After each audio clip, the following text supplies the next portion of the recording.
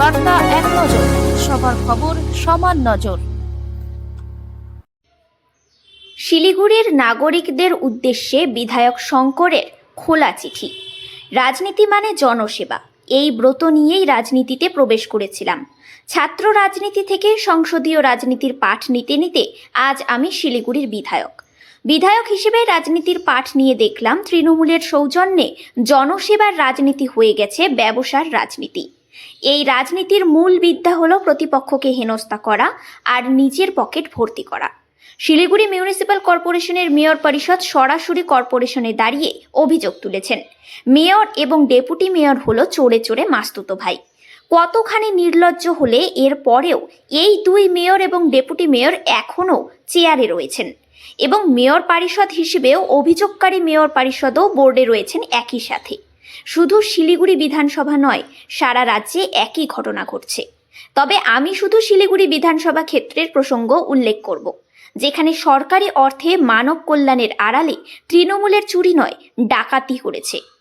2021 সালের বিধানসভার নির্বাচনে বিধায়ক নির্বাচিত হওয়ার পরে তৃণমূল সরকার স্থির করে ফেলে বিরোধী দলের বিধায়ককে অপদার্থ প্রমাণ করতে হবে বিধায়ককে দেখা যায় না, বিধায়ক কাজ করে না। জেলাশাসক তৃণমূল নেতৃত্বের নির্দেশে বিধায়কের ফোন ধরেন না, দেখা করেন না। বিধায়ক উন্নয়ন তহবিলের টাকা বিধায়কের নয়, এটা জনগণের টাকা। বিধায়ক শুধু কাজের সুপারিশ করেন, কাজ তো করে সরকারের এজেন্সি পুরসভা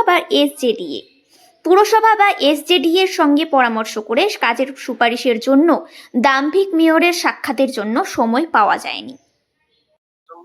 আপনার 2 ছেলের জায়গায় 8 ছেলে হয়ে গেছে। এমনকি আমাদের গ্রামের অনেক মানুষেরই এরকম হয়ে গেছে, যাদের 2 ছেলের জায়গায় 18 ছেলে হয়ে গেছে। 2 ছেলের জায়গায় হিয়ারিং এর নোটিশ পাওয়ার পরে ছেলে এবং বাবা যখন হিয়ারিং সেন্টারে উপস্থিত হন, তিনি শোনেন যে তারা হচ্ছে 8 ভাই, অর্থাৎ তার সাথে আরো 6 নতুন ভাই যুক্ত হয়েছে। তিনি বলছেন যে তার গ্রামে যাদের হয়তো 2 জন ভাই বোন আছে, তাদের দেখা যাচ্ছে 18 জন ছেলে মেয়ে হয়ে গিয়েছে। অর্থাৎ ম্যাপিং করতে গিয়ে এই ধরনের ভুয়ো তথ্য ব্যবহার করে, অন্যের নাম ব্যবহার করে, 2002-এ যাদের নাম ছিল তাদের নাম ব্যবহার করে একের পর এক নাম এই ড্রাফট ভোটার লিস্টে তোলা হয়েছে। যখনই হিয়ারিং এ নোটিশ আসছে, এই তথ্যকে গোপন যেহেতু করা যাবে না, তখন এই হিয়ারিং সেন্টার গুলোতে একের পর এই ধরনের ঘটনা, হামলার ঘটনা ঘটছে। এটা দুর্ভাগ্যের যে পশ্চিমবঙ্গে এসআইআর কে সামনে রেখে এই হিয়ারিং সেন্টারে যে তাণ্ডব হচ্ছে, এর লক্ষ্য হচ্ছে একটাই, যে ম্যাপ ভোটার, অথচ বিভিন্ন ধরনের অসত্য তথ্য দিয়ে যারা ম্যাপ হয়েছেন, নির্বাচন কমিশনের গাইডলাইন অনুযায়ী তাদেরকে হিয়ারিং এ এসে যখন তথ্য যাচাই করবার কথা বলা হচ্ছে, তখন এই বিশৃঙ্খলা তৈরি করা হচ্ছে। এটা তৃণমূল কংগ্রেসের রাজনৈতিক পরিকল্পনার কারণেই এটা হচ্ছে।